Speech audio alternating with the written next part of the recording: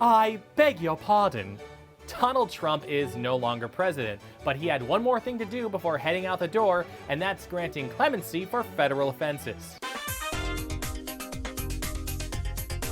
Yeah, in America, the president can do that, and Trump granted pardons to 73 people and commuted the sentences of 70 others on his way out. The big names made the headlines: rappers Lil Wayne and Kodak Black, former Trump campaign advisor Stephen Bannon.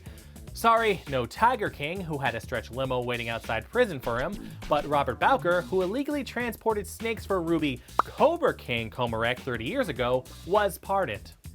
And now we know there's apparently a king for every species on Earth.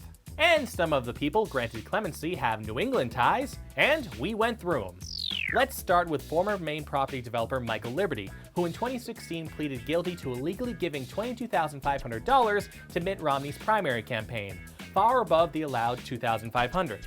He was sentenced to 4 months in prison in 2017 with a year of supervised release, and had to pay a $100,000 fine. He was released from prison 2 years ago and now has a full pardon from the former president.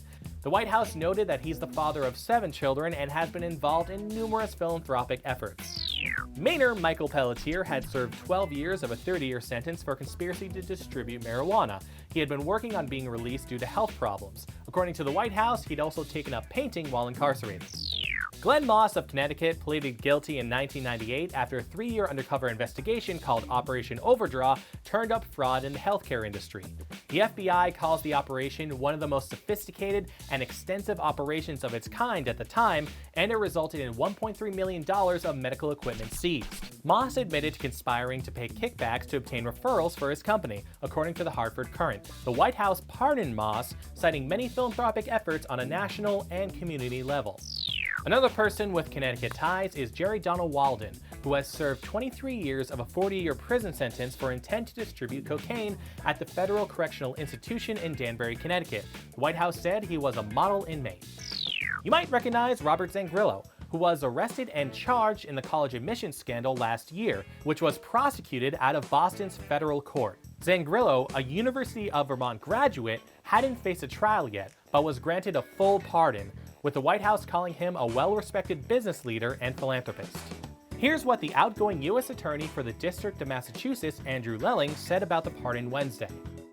The pardon of Robert Zangrillo, who is charged with bribery and fraud, including having his own daughter knowingly participate in a scheme to lie to USC about her accomplishments and grades, illustrates precisely why Operation Varsity Blues was necessary in the first place. It is the highest calling of the criminal justice system to hold all people equally to account, regardless of wealth or privilege.